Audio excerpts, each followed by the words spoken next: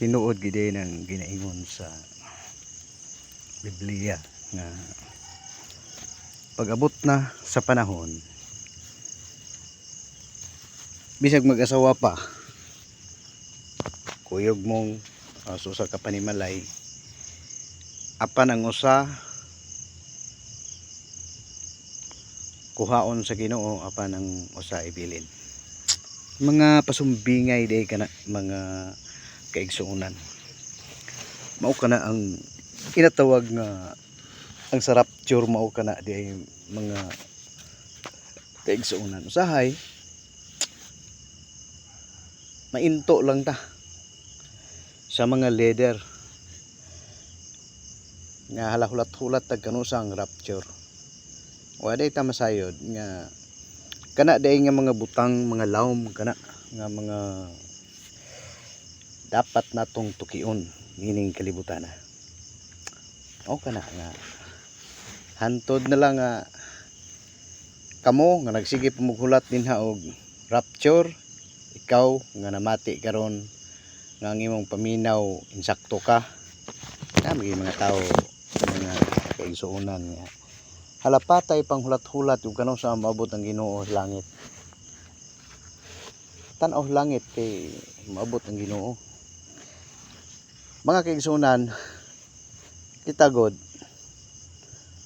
ang atong nabasa dinha sa Biblia. Usahay tuota nga maugig kana ang buot pasabot. Apan dili di ay kana mga literal nga dapat natong o hulaton nining kalibutan na. Sama sa pag-ingon sa Ginoo. Nga kung mukaon mo nining mansanasa, mamatay ka. Inan niya si Iba o si Adan. Mamatay ka mo. Dili ka to literal nga buot pasabot sa Ginoo mamatay. Mauusab ka na ang gisulat dinha sa Biblia nga usahay daghan tag ipang tigom nga mga verses apan wala day nato masabti ang buot pasabot ni ana nga lawom day kana siya kaayo og buot pasabot. Mao na kinsa may nainto nato ron. Nay isyu sakyan dayon. Nay mga panghitabo sa kalibutan sakyan dayon sa mga religious group. Mao kana mga friends.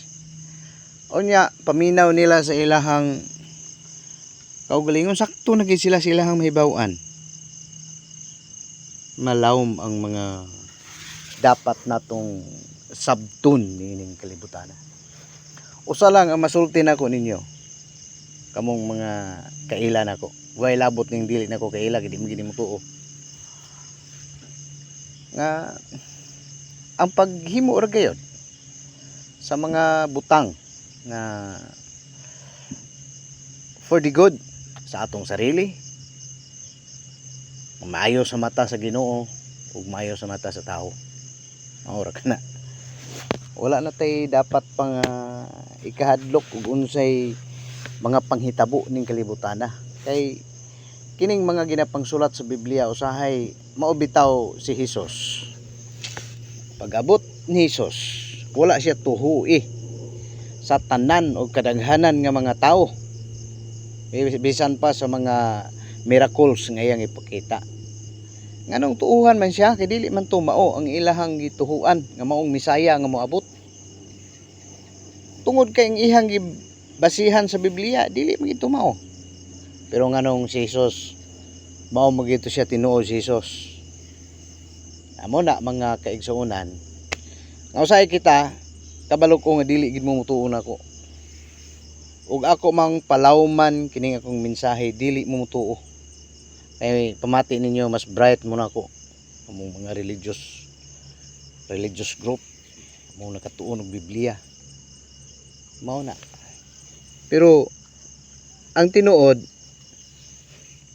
kamo nga mga gasunod-sunod sa inyong mga pastor ug sa kinsa inyong gisunod dinha. Ang uban ninyo nainto ra mo. Nainto ra mo sa uban ninyo nga inyong gisunod. Na.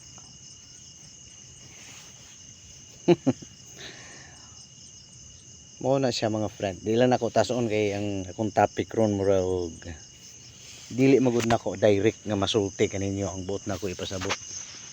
Magigsunan dili nako direct nga masulti kaninyo kay kabalo ko nga ang mga mensahe nga akong ihatag kaninyo sukwahi kini sa inyohang natun-an dinha sa Biblia.